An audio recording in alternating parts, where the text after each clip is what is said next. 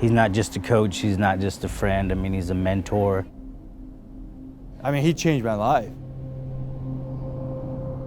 It was a special feeling strapping up a Culver Bulldog singlet and stepping on the mat. He's just there for you all the time. A lot of respect to that man. You gotta respect what he's done here in Culver. I always tell people that being a wrestling coach isn't any different than being a heroin addict or something. The only difference is if you're an addict of a drug, a few bucks in your pocket, you can predict your next high. You never know when that's going to come as a wrestling coach. You just got to be ready to jump on and dig your heels in and hang on, because you don't know how long it's going to last, but you sure as hell don't want to get bucked off. He made me a promise when I first wrestled, because I played basketball and I was supposed to be a basketball star. And he made me a promise that we were going to go places, and that promise came true. Go Dogs! Legs back, belly wrap works with your legs back. We wrestle for big championship.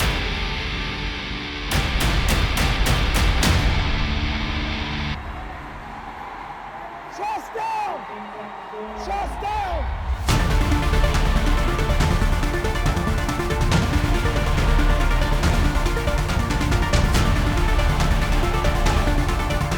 I think that he puts all of his time and effort into it. You know, when you walk through my locker room, slap your two hands up on the door and it's time to wrestle. Probably one of the best guys I've ever met. So. He's just an amazing person to be around, honestly. He's as good a man as there is. He just tells us, you know, if you want to be a champ, you gotta act like a champ.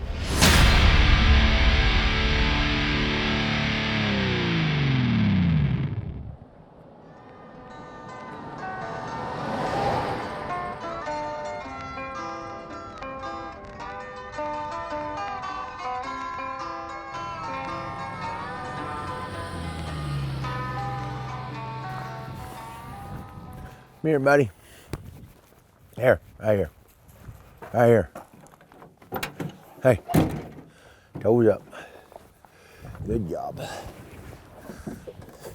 As long as I've been a wrestling coach, I've had a Chesapeake dog. That is dog number 4. And one of those deals, I just got one of those when I first got married, and for some reason that's the one for me, I guess. Every wrestling coach should have a dog trained to eat basketballs. And mine's really good at it. Aren't you, buddy? Yeah. Lots of people, lots of coaches can put a team together around their kid or a group of kids or something, and kind of a little bit of a flash in the pan, but our flash has almost lasted 20 years. That's a pretty hot fire. And I don't see it slowing down too much in the near future. He's devoted to the program. I mean, he was born and raised in Culver, been here his whole life. He's invested in the community. He wants to see not just the wrestling program, he wants to see all of Culver sports, you know, hit that next level. It's the only house I've ever lived in. I get to the end of the driveway and I can't find any place better to be, so I turn around and come back. He was a Culver boy, you know. He grew up here, his roots are here, went to college, came back, you know, so a lot of the kids, he can relate to him, you know, a bunch of farm kids around here. I guess since day one, I was either going to be a wrestling coach at Culver or I wasn't going to be a wrestling coach.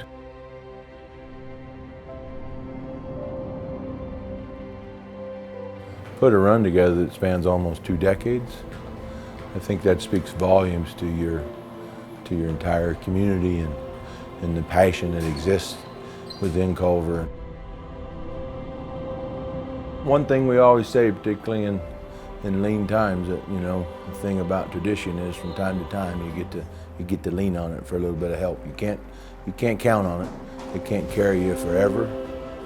But I think when a kid draws a Culver kid in the state tournament, some of this weighs heavy on them, and it lightens our step just a little bit at the same time. So I think that's probably the biggest thing, is just be proud of who we are today and where we came from and where we're headed. It didn't just stop when we left, you know. It just keeps going and keeps going. It keeps inspiring these kids. There's still kids in Mac Club, like, oh, they wide-eyed, you know, and they're like, they want that. They want to be under that light. They want to, you know, hear that crowd roar. Some of those stories took years to get there, and only you and that kid in the mat, and maybe his parents, and a select few others know the backstory. And it's just, can't be replaced, can't be bought. And it's the best. He makes you want to work hard for him. It's not just teaching the wrestling moves, you know, it's teaching you lessons about life. We love the part about Rocky in Rocky IV when he goes off to Russia and trains in a cabin in a snow pile and moves rocks and chops wood. And, you know, sometimes as a 2A school without a deep budget and fancy weight rooms and strength and conditioning coaches, we think we need all that stuff, but really a pile of rocks, a hay bale, and a pickup to push probably do all we need to do. And you know, lots of things that way, but yeah.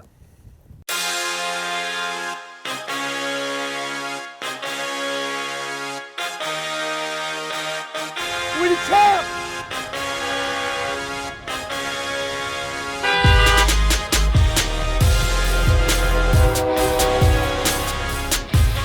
Athleticism, speed, and power and strength, it helps, but not near as much as mental toughness.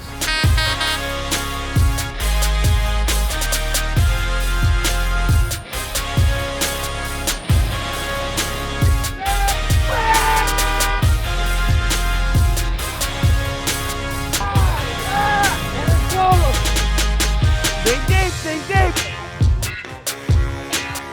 Gonna start getting harder!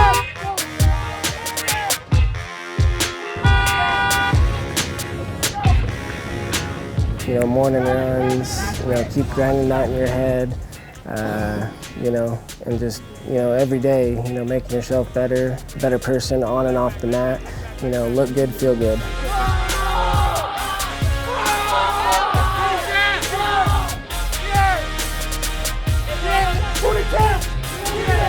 What we wrestling for? Get to the room, get your shoes scared. I love the Rocky movies. They're pretty good.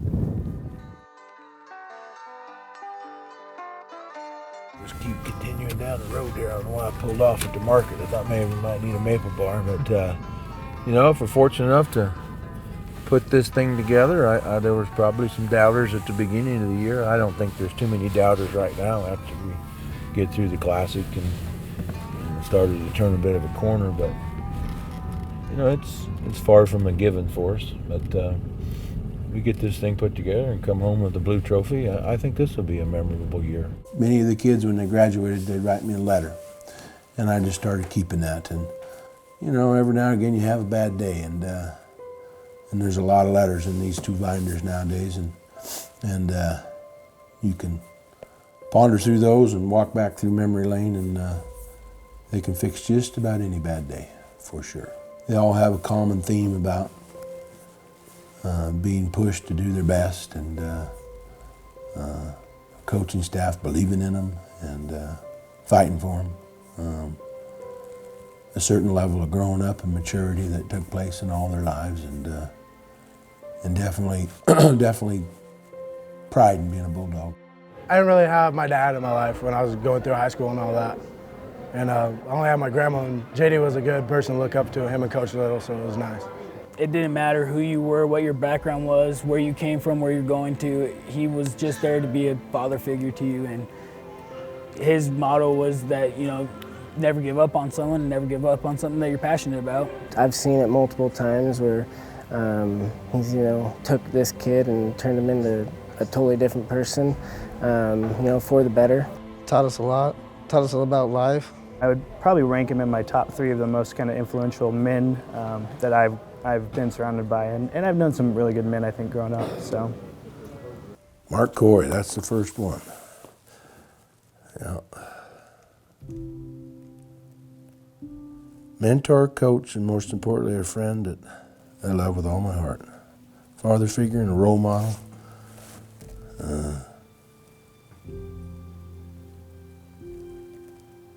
What I love most about you, JD, is you never judge me. Instead, you turn to help me. I'll forever miss the pride and honor I felt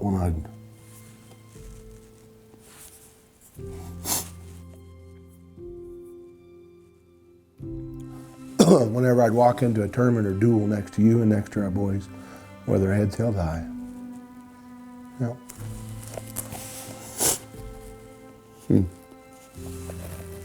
I don't know what to say about them, but that's my having a bad day file. Well, that philosophy is pretty simple and basic and hasn't changed much. It maybe started born out of necessity, but you know, the basic opinion with me is A, they're kids, and kids make mistakes. I made mistakes. We'll take anybody, no matter what kind of issues or baggage they may have, and if that's discipline issues or academic issues, you know, we can improve that. Can we fix it to an appropriate level?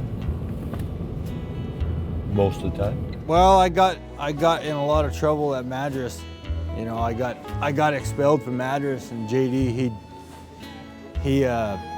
he come in and made sure that I graduated. You know, I got in a lot of problems over there, and I actually got kind of forced out of that school. We're from Culver. We're a bunch of rowdy rednecks, you know, and around JD, everybody, it's a night and day difference. They pay attention, they listen because they respect him. He sees past the grades, he sees past you know, issues. He knows every kid's a good kid.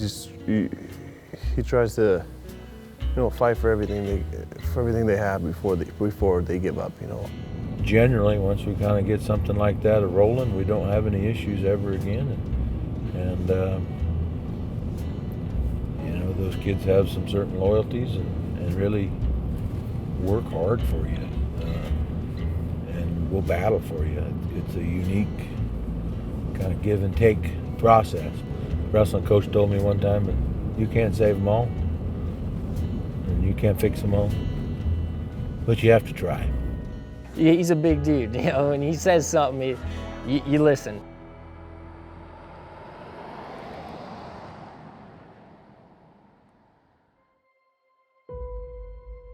Pretty simple career. I broke my leg when I was partway through my freshman campaign, and was unable to come back before district. But I was 13-0, and then I was able to rattle off 3 state championships after that, the next 3 years, without a loss. The wrestling today and our schedule in Culver wasn't the same. I wouldn't want to compare me to some of our 3-time state champs that we have on the board.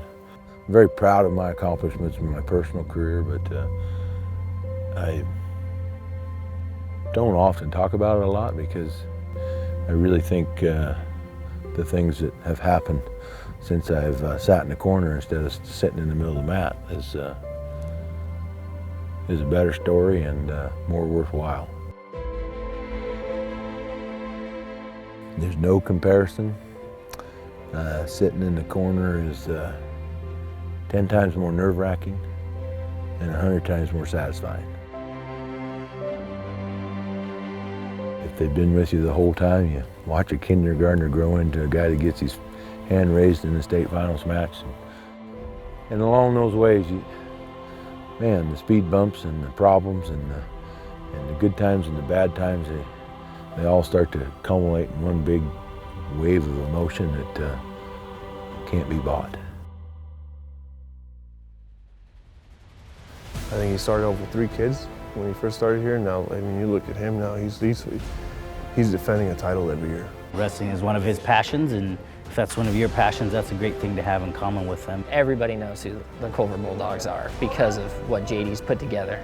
It kind of wasn't an overnight success, you know. There was before I was in high school, I think he'd take 1 or 2 kids to state. And yeah, and now shoot, they're taking the whole team. So I mean, it was the progression of hard work that's paying off now. It's pretty cool to go home and say, hey Mom, I want to take championship.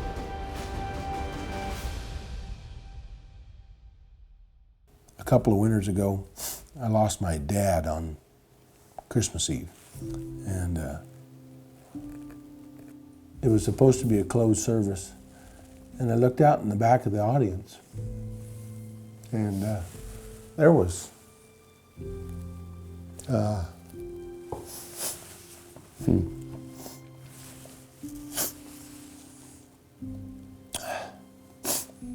I see Lorenzo Vasquez and Silas Hoke. And anyway, they were sophomores in our program. They didn't know my dad hardly from Adam. I don't even know if Lorenzo had ever met him. But they made the trip to the cemetery. And kind of threw me for a loop at the time because I was doing my my stuff. And it was a difficult time to do your dad's service. And then when I saw them, I kind of got emotional like I am right now, I guess. And I got through it, but what really came out of that was they knew it was important to me, so they came.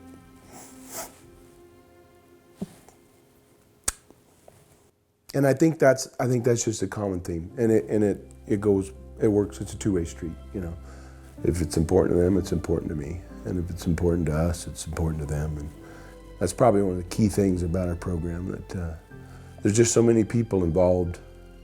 There's always some adult that can relate with the kid, and whatever that kid's battling, it's important to them. He took care of me, you know. He's always been one of the definite father figures in my life. He's a pretty good father figure to everybody, even people who have great dads. He's still another father figure there, and yeah, he's keeps a good relationship with all the boys, and that's what I think that's what sets Culver aside from everywhere else.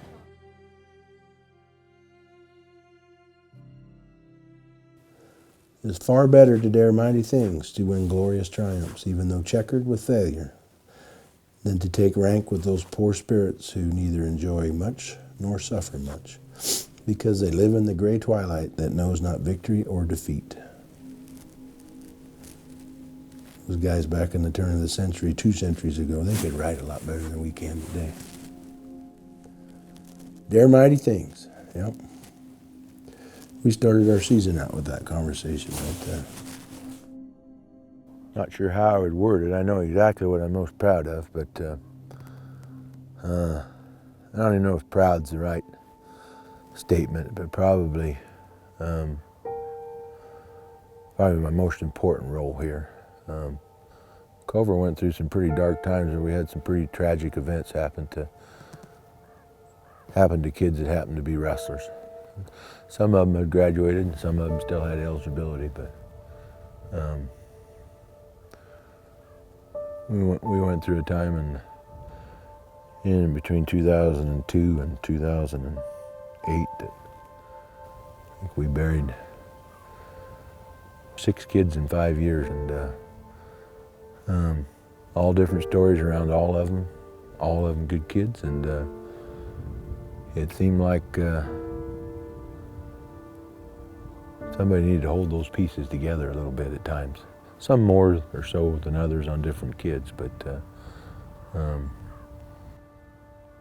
that's not a role you sign on to when you take the job as a wrestling coach, but sometimes you get forced into it. And it's probably not something you say we're proud of, but it's probably my most important role as the guy that the kids look to. And I'd like them to think that I'm a person for advice other than wrestling, but sometimes you need a little help to get through the day after something like that. Terribly sad times for us.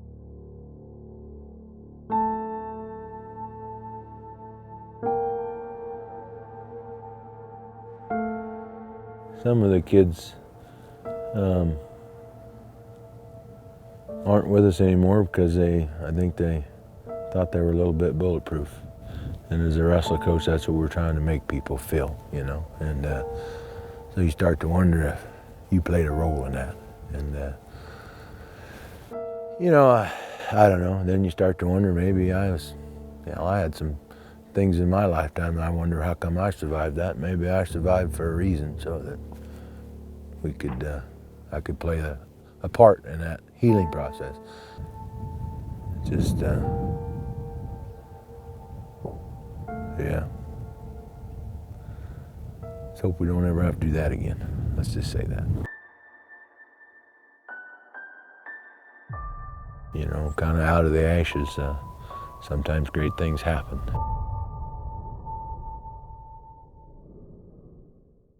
We spent 10 years and could put 2 state titles on the board.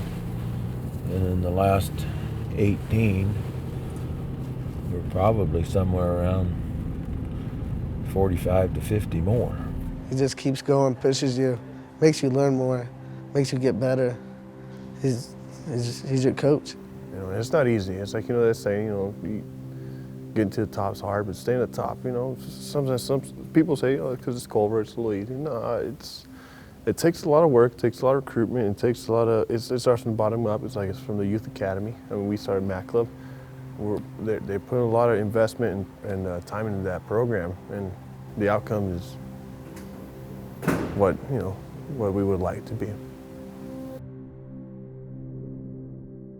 Life's been pretty good to me, real good. Can't think of too many things I'd change.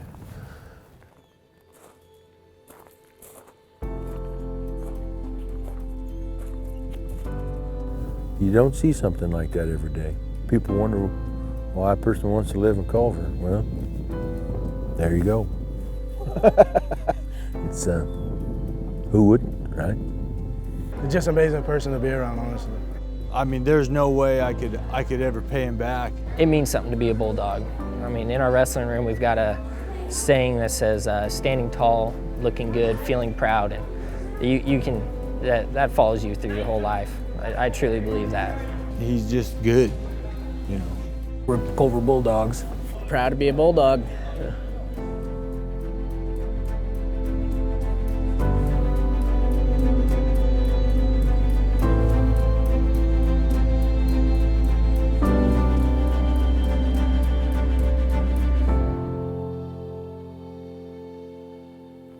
I think I was born a wrestler.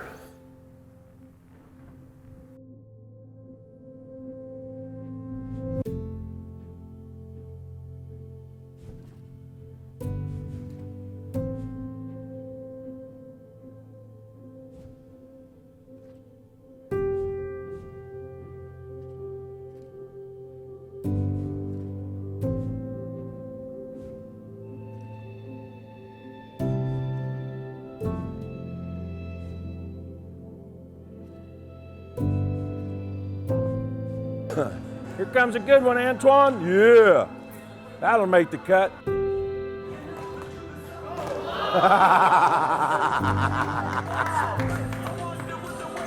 Hi.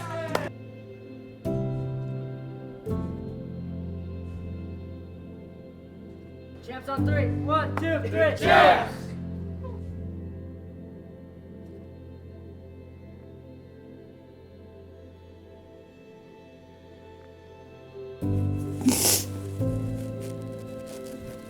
You make me look like a candy ass in this video. I'm gonna come haunt you.